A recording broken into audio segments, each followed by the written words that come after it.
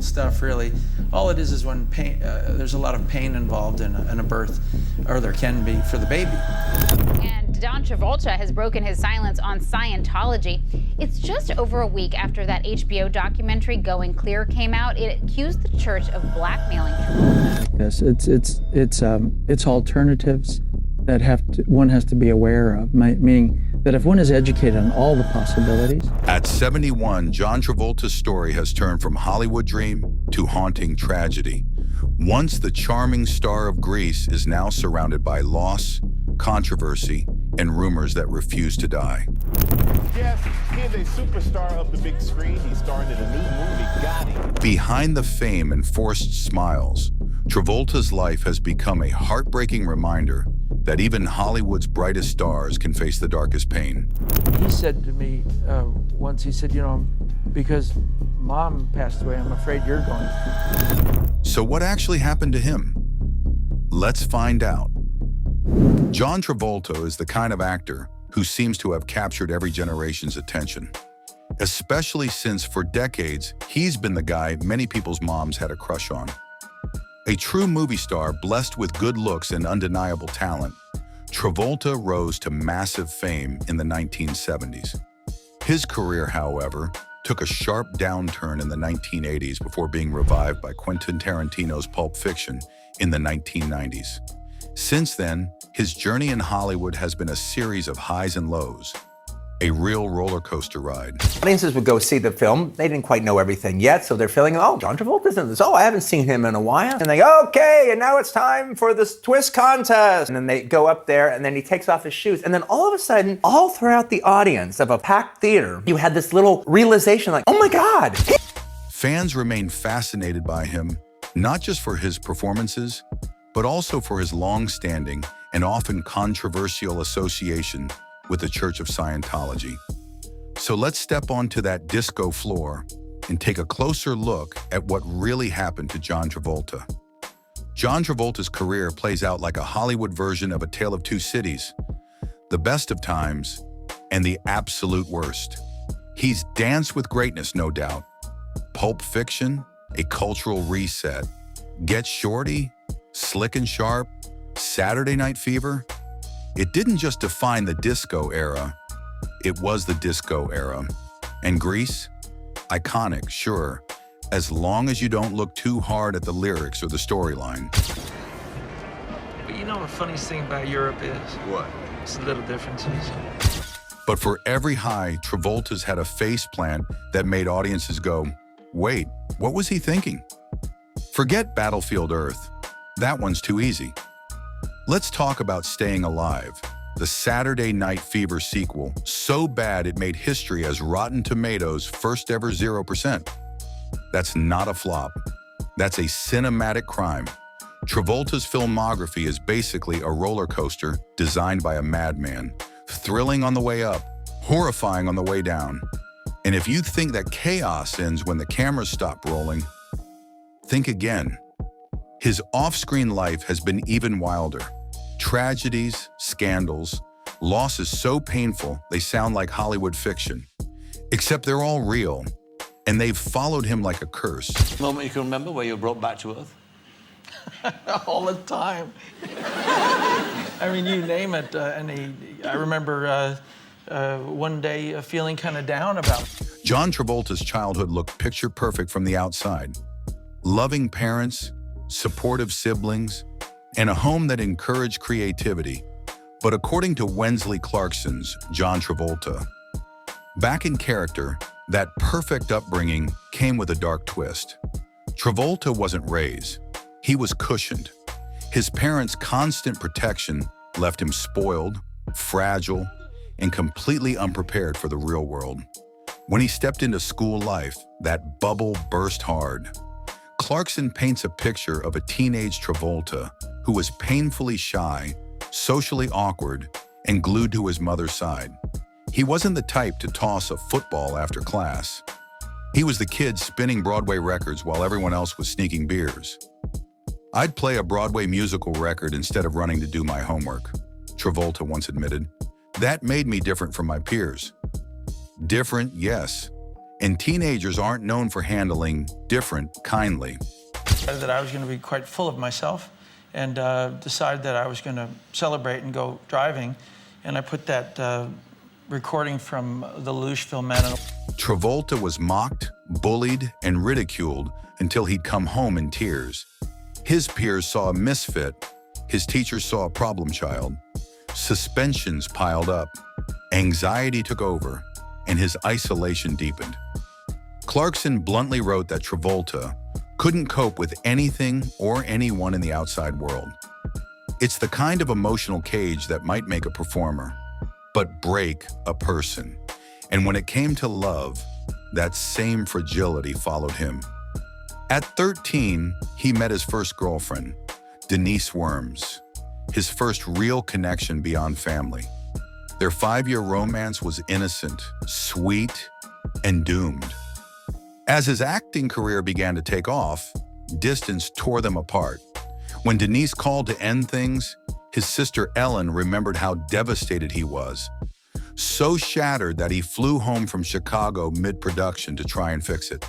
But Denise had moved on. This is about my longevity. And Years later, when she showed up to see him perform in Grease, Travolta thought fate was giving him a second chance. Instead, she told him she was getting married. For him, it wasn't just heartbreak. It was a repeat of every rejection, every reminder that outside his sheltered world, love and loyalty came with pain. It's no wonder Travolta's later relationships carried the same scars. He learned early that when you step out of the spotlight, real life doesn't always wait for you. One of John Travolta's early misadventures on the big screen was Devil's Reign, a bizarre tale of a satanic cult starring William Shatner, Ernest Borgnine, and Tom Skerritt. The movie is notorious, and its Rotten Tomatoes rating makes it clear why. According to Wensley Clarkson's John Travolta, back in character, shooting in Mexico was brutal. Sweltering heat, grueling conditions, and Travolta miserable the entire time. A cinematic hell, literally.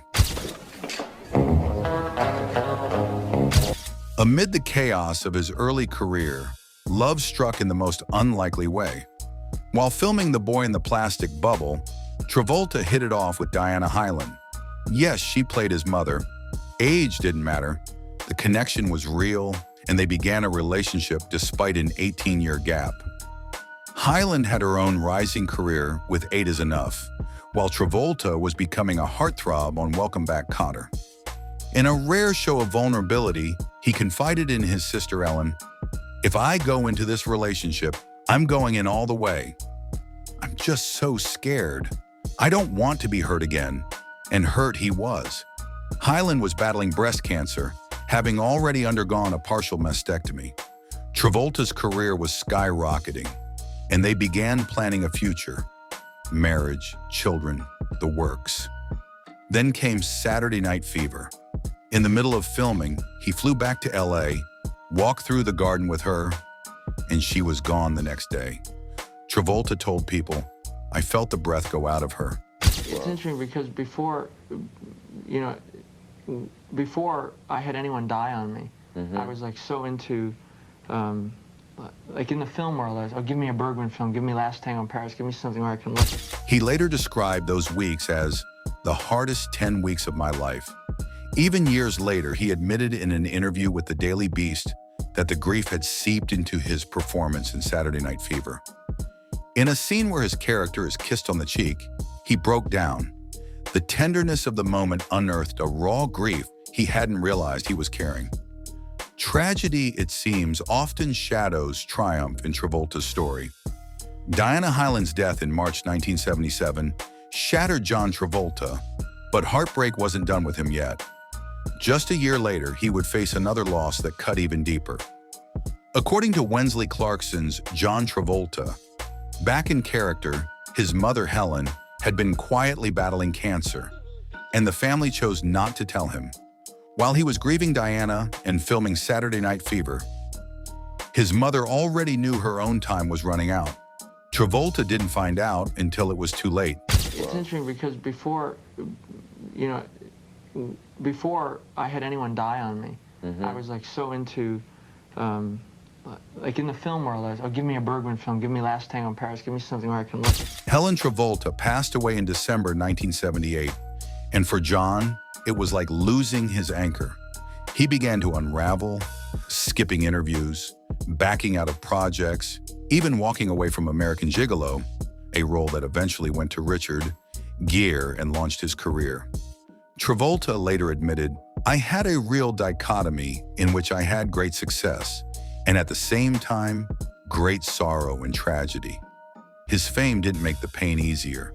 It made it public. People said, because you're famous, suddenly your loss is more important than ours. As if that wasn't enough, just 6 months after his mother's death, Travolta's father married her nurse, the woman who had cared for her in her final days. It blindsided him, though he later softened and said simply, "June is a very nice lady." The shock added another scar to an already broken heart. Mother left at 57. That was too young. But who's to say? I said, I could die tomorrow. You could, anybody can. I said, so let's look at life that it's part of life. Decades later, in 2009, Travolta's world shattered again when his 16-year-old son, Jett, died suddenly while the family vacationed in the Bahamas. Jett, who had long struggled with Kawasaki syndrome, suffered a seizure and hit his head. The official cause of death was ruled a seizure. But for John, it was more than tragedy. It was the moment he nearly gave up on life itself. In a rare and painfully honest 2014 interview at London's Theatre Royal Drury Lane, he confessed, "The truth is, I didn't know if I was going to make it. Life was no longer interesting to me. I didn't want to wake up." He credited Scientology with pulling him through. "I will forever be grateful to Scientology for supporting me for 2 years solid, Monday through Sunday." Even now, the pain lingers. Every year, the Travolta family pays tribute to Jett with heartfelt posts. On what would have been his 27th birthday, John shared a fan-made painting of his son, writing simply, "Happy birthday, my son. I love you." Behind the fame, behind the flawless smile, is a man who's lived through more loss than most could ever imagine, and somehow keeps standing. Don't know exactly. You just do your best at trying to live the longest you can. In the beginning, he was just another struggling young actor with big dreams and no breaks in sight. That all changed when he was introduced to Scientology, and soon after, his luck turned around. Travolta landed a role on the hit 1970s sitcom Welcome Back, Cotter, where he played Vinnie Barbarino, the lovable Italian goofball who instantly became a fan favorite. He played the role so convincingly that audiences began to believe he really was that charmingly clueless character. A compliment to his acting, but one that also made it difficult for casting directors to see him in other roles. The person who did see potential in him was director Brian De Palma, who cast Travolta as a cruel yet charismatic teenager in Carrie, 1976, based on Stephen King's novel. Travolta's on-screen presence was undeniable, and suddenly everyone wanted to see more of him. Hey, Freddie! Hey, I want the biscuits for some hard stuff! That same year, he starred in the made-for-TV drama, The Boy in the Plastic Bubble, a tragic, emotional story that further proved his acting range. But it was Saturday Night Fever, 1977, that turned John Travolta into a global icon. The film wasn't just a movie, it was a cultural explosion that made disco mainstream. Travolta showed the world that he could act and dance, and he earned his first Oscar nomination for it. While remembered for its legendary dance scenes, Saturday Night Fever was also a gritty, coming-of-age story that resonated with audiences worldwide. Politically incorrect on every single level you have ever imagined a movie should be. And very... Then came Grease, 1978. And if Saturday Night Fever gave him fever, Grease gave him chills. Playing Danny Zuko, Travolta proved he could sing too, helping turn 1950s nostalgia into a full-blown pop culture wave. The film earned him a Golden Globe nomination, and remains one of the most beloved musicals of all time. Next was Urban Cowboy, 1980, another genre-defining hit that made country western music and line dancing mainstream. Much like his previous films, Urban Cowboy wasn't just about the music or the moves. It was about identity, heartbreak, and resilience, wrapped in an unforgettable soundtrack. People would expect that I could do this or not. I felt like I had established between Boy in the Plastic Bubble and Carrie and Saturday Night Fever that I was indeed an actor. With Saturday Night Fever, Grease, and Urban Cowboy, Travolta became the face of three separate cultural movements: disco, rock and roll nostalgia, and country western. Three hits in a row, each reshaping American pop culture in its own way. By the late 1970s, John Travolta was the biggest movie star in the world, a symbol of cool who could do it all: sing, dance, act, and charm audiences everywhere. But as the 1980s rolled in, the glitter faded. A string of critical and commercial failures, including Moment by Moment, Staying Alive, a misfired Saturday Night Fever sequel directed by Sylvester, Stallone, and Two of a Kind reunited him with Olivia Newton-John, but couldn't recapture their earlier magic. The decade that began with promise turned into a rough stretch for Travolta, but as history would show, he was far from finished. After a streak of box office disappointments in the early 1980s, John Travolta delivered one of the best performances of his entire career, though few noticed it at the time. Hidden among his flops was Blowout, 1981, directed by his longtime collaborator Brian De Palma. In Blowout, Travolta plays a Hollywood sound technician who accidentally records evidence of a political assassination. The film is a masterclass in editing, tension, and sound design. And Travolta's performance is pure, grounded, and emotionally charged. There's no singing, no dancing, just raw, dramatic acting that proved his range.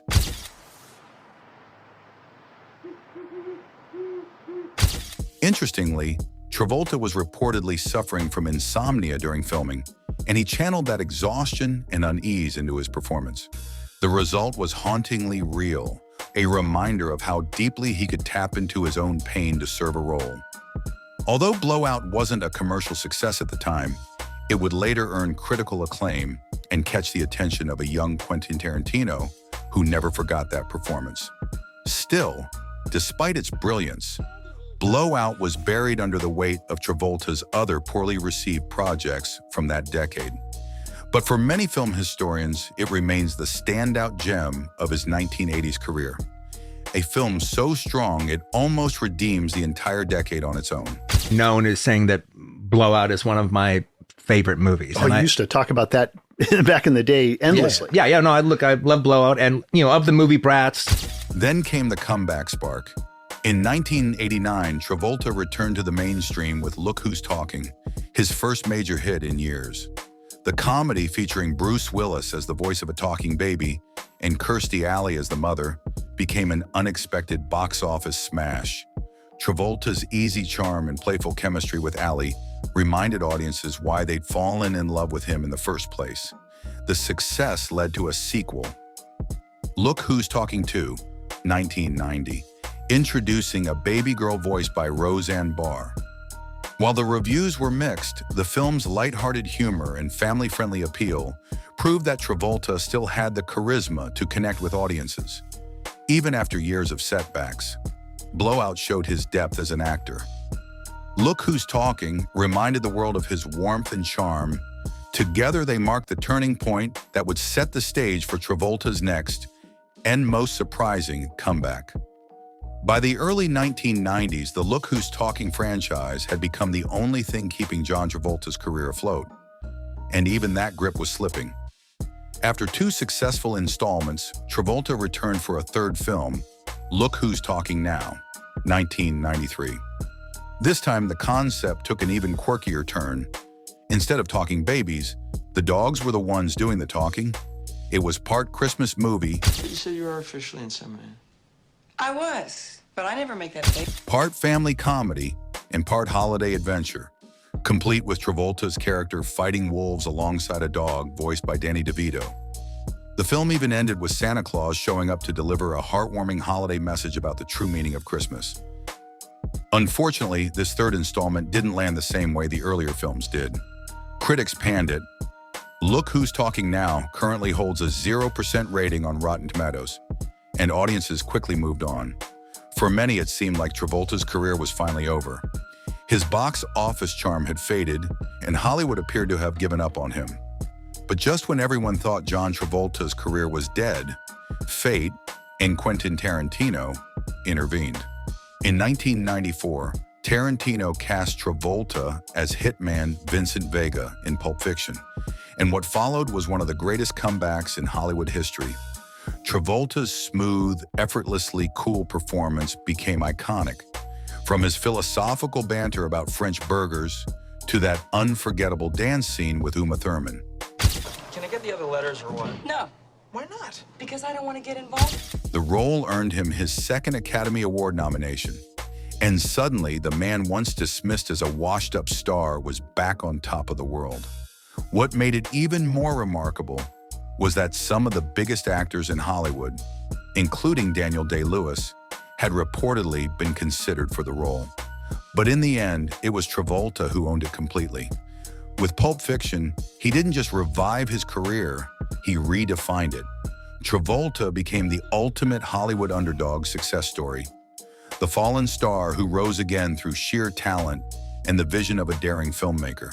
How were you dialed in on Travolta for Vincent? How was that clear to you? I was just always a big fan. You're just always a big fan? I thought it was a damn shame that he wasn't as big a star as he used to be. Yeah. And I thought Hollywood was full of shit, all right, for not understanding it. At that time. After the film's massive success, Travolta turned to Tarantino for advice on what to do next. Tarantino suggested roles that would continue to show off his charisma and range, leading to a new wave of hits like White Man's Burden and Get Shorty, further proving that John Travolta wasn't just back, he was here to stay. After Pulp Fiction, John Travolta was unstoppable, and Get Shorty, 1995, proved it. Playing the smooth, quick-witted loan shark Chili Palmer, Travolta was nothing short of magnetic. His effortless blend of charm, confidence, and quiet menace earned him another Golden Globe nomination, solidifying his return to Hollywood's A-list. Everyone wanted a piece of Travolta again. This resurgence also marked the birth of a new era. John Travolta, the action hero, and sometimes the villain. In Broken Arrow, 1996, he teamed up with director John Woo, playing a delightfully unhinged Air Force officer who steals nuclear weapons. Travolta clearly relished the role, proving that he could be just as captivating playing the bad guy as the hero.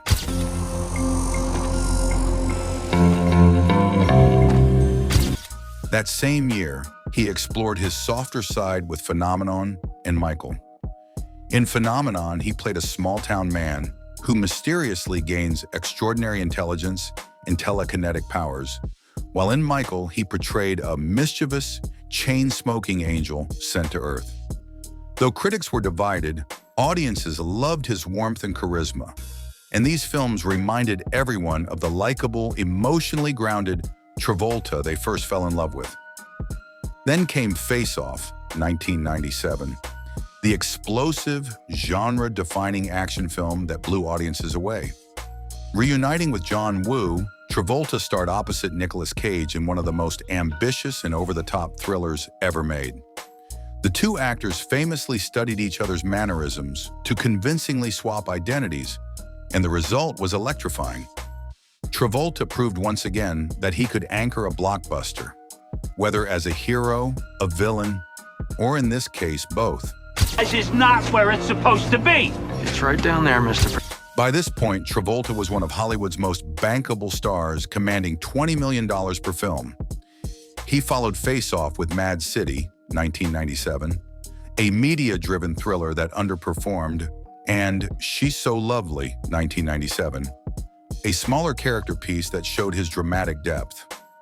In 1998, he starred in Primary Colors, a sharp political satire where he played a charismatic Southern politician definitely not based on Bill Clinton. Travolta's performance, a mix of charm, cunning, and inner conflict, earned him yet another Golden Globe nomination and widespread praise. It was one of his most layered and impressive performances of the decade. And how many of you work jobs that just pay the rent no matter how many hours you put in? I'll see. Next came The Thin Red Line, 1998, directed by Terrence Malick, an ambitious war epic filled with Hollywood heavyweights. While Travolta's role was brief, being part of such a prestigious project further cemented his status as a serious actor. He followed that with two strong dramas, A Civil Action, 1998, where he played a lawyer taking on an environmental case, and The General's Daughter, 1999, a military thriller that showcased his commanding screen presence.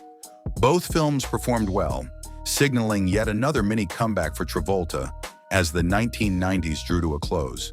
But Hollywood is fickle, and as the new millennium approached, that momentum wouldn't last long. The next chapter of his career would take a sharp and unexpected turn. In the year 2000, John Travolta took one of the biggest risks of his career, and it backfired spectacularly. That film was Battlefield Earth, a sci-fi epic based on Scientology founder L. Ron Hubbard's novel of the same name. Travolta not only starred in it, but also produced it, hoping it would be his passion project in a major blockbuster. Church of Scientology. Why do you think there is so much intrigue, so much interest in your religion? Mostly because it's not understood. You know, people really need to take time and read a book. You know. Instead, it became one of the most infamous failures in Hollywood history. Critics and audiences alike panned everything, from the over-the-top makeup and exaggerated alien voices to the incoherent story and sloppy action scenes. Battlefield Earth is now considered one of the worst films ever made, consistently ranking near the top of so bad it's good lists. The film's disastrous reception destroyed Travolta's credibility overnight. Suddenly, having his name on a movie poster wasn't a selling point. It was a warning sign. His next project, Lucky Numbers, 2000, was a complete box office bomb, barely noticed by audiences. I delivered the weather forecast with a Shakespearean flair. Things briefly improved with Swordfish, 2001, a slick action thriller co-starring Hugh Jackman and Halle Berry, which gained attention for its style and intensity. Travolta's charisma was still there, but the hits were inconsistent. Domestic Disturbance, 2001 followed, a serviceable thriller that failed to spark much interest. And he even poked fun at himself with a cameo in Austin Powers in Goldmember, 2002. Despite his uneven track record, Travolta was still commanding $20 million per film, a price tag that made studios hesitant to take risks on him. This inflated salary likely cost him several comeback opportunities during the early 2000s. He did, however, continue working steadily. Films like Basic, 2003, a military mystery thriller, and Ladder 49, 2004, a firefighter drama co-starring Joaquin Phoenix, performed respectably and reminded audiences that he could still deliver solid, emotional performances.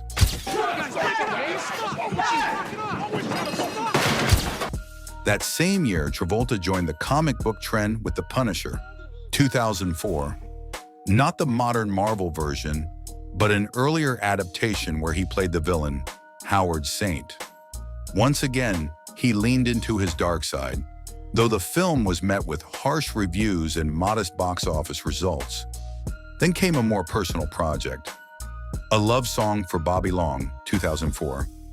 It was a small, introspective indie drama that Travolta took on because he connected deeply with the material. Playing a washed-up writer struggling with regret, he gave a nuanced, heartfelt performance that became one of his most underrated roles. It wasn't a commercial success, but it meant something to him, a reminder that artistry mattered more than fame. In 2005, he revisited his cool, confident persona in Be Cool, the sequel to Get Shorty. Reuniting with Uma Thurman, The film had style and nostalgia, though it didn't reach the success of the original. Still, it was nice to see Travolta back in a role that suited his effortless swagger. You know, I'm thinking get out of the movie business. I go back to my old job. Chili Pump.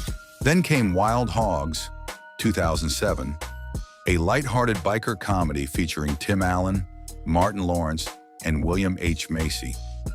Critics didn't love it, but audiences sure did. The film opened at #1 at the box office and proved that Travolta could still draw a crowd when the vibe was right. It was goofy, good-natured fun, and it worked. Unfortunately, his next project, the crime drama Lonely Hearts, 2006, flopped hard, losing millions. And just like that, his momentum faded again. I like it when he watches me work. By the end of the 2000s, Travolta's career seemed trapped in a familiar cycle. Spectacular highs crushing lows, and the lingering question, could he ever truly stay on top? Then just when everyone thought John Travolta's career had faded for good, he did what he always does, made a comeback. This time it came in the form of Hairspray, a musical remake of the John Waters classic. Travolta took on a bold new challenge, playing Edna Turnblad, a mother struggling with body image. In short, Travolta was in drag, wearing a full fat suit, and absolutely owned it. Hey Tracy, hey baby, look at me. I'm the cute. He spent over 5 hours in makeup every day to transform into the role, and his commitment paid off. His performance was met with critical praise and earned him yet another Golden Globe nomination. Fans and critics alike were surprised and delighted to see him bring such warmth, humor, and heart to the screen once again. Hairspray wasn't just a hit, it was a cultural moment. Audiences loved its message of unity, diversity, and joy. Travolta's chemistry with Christopher Walken added unexpected depth and charm, turning the film into one of the most memorable musicals of the 2000s. I try not to collapse my art with real experiences, but in this particular case, I think it was reflective art. After that, Travolta continued to explore new roles. He lent his voice to Disney's animated hit Bolt, playing a heroic dog alongside Miley Cyrus. But life took a heartbreaking turn in 2009 when tragedy struck. The Travolta family lost their 16-year-old son, Jett. The devastating loss left John shattered and contemplating retirement. With support from his family, close friends, and his church, he eventually found the strength to return to work, channeling his pain into his performances. His first major project after the tragedy was The Taking of Pelham 123, where he once again played a villain under the direction of Tony Scott. Next came Disney's Old Dogs with Robin Williams, a family comedy that was widely criticized and failed at the box office. Critics called it one of the weakest films in both actors' careers, lacking the heart and humor audiences had come to expect. Travolta tried to regain momentum with the 2010 action film From Paris with Love, where he took on a bald, over-the-top secret agent persona. Then came Oliver Stone's Savages, in which he played a supporting role that reminded viewers of his effortless charisma. But in 2012, a reunion that should have sparked nostalgia instead fell flat. Travolta and Olivia Newton-John released a Christmas album, an accompanying music video that quickly went viral, for all the wrong reasons. The awkward, low-budget production was mocked online, and many wondered if it was meant as a parody. Despite their shared history in Greece, the project failed to connect, selling only 36,000 copies worldwide, a far cry from the millions Greece once generated. It was a strange period for Travolta, one that mixed heartfelt artistry with questionable career choices, moments of brilliance with projects that baffled even his most loyal fans. After a few underwhelming years filled with critical flops like Killing Season, The Forager, I Am Wrath, and Life on the Line, John Travolta appeared in Criminal Activities, the directorial debut of Jackie Earle Haley, While the film didn't break any box office records, Travolta at least seemed to be enjoying himself again. It was a small but noticeable return to form, and the story's dark tone hinted that he still had the range and charisma that made him a star in the first place. He followed that with a supporting role in the Valley of Violence, an Ethan Hawke-led Western that received praise for its gritty, old-school style. By this point, audiences started noticing that Travolta was showing signs of gearing up for another comeback, and this time, it arrived not in theaters, but on television. Television was, after all, where his career first took off. And with the line between TV and cinema blurring in the modern era, his next big move made perfect sense. Travolta joined the cast of American Crime Story, The People v. O.J. Simpson, playing defense attorney Robert Shapiro. His performance was met with widespread acclaim, earning him an Emmy nomination and marking one of the strongest chapters of his later career. It reminded Hollywood that he was still capable of great layered performances, ones that fit him like a glove. But just as quickly as he rose, another stumble followed. Travolta took on the title role in Gotti, a biopic about mob boss John Gotti. Despite its ambitious premise, the film became infamous for its poor execution, critical backlash, and a rare 0% rating on Rotten Tomatoes. Some even accused review aggregators of bias, but the verdict from critics and audiences was clear. Gotti was a disaster. Unfortunately, that flop was followed by more. Films like Speed Kills, Trading Paint, and The Poison Rose all failed both critically and commercially, further damaging his once golden reputation. Then came The Fanatic, a psychological thriller directed by Limp Bizkit frontman Fred Durst. Travolta played a disturbed movie fan named Moose in what became one of the most mocked performances of his career. The movie opened to dismal box office numbers and earned him a Razzie Award for Worst Actor. Many began to wonder if this string of poor choices marked the true end of Travolta's career.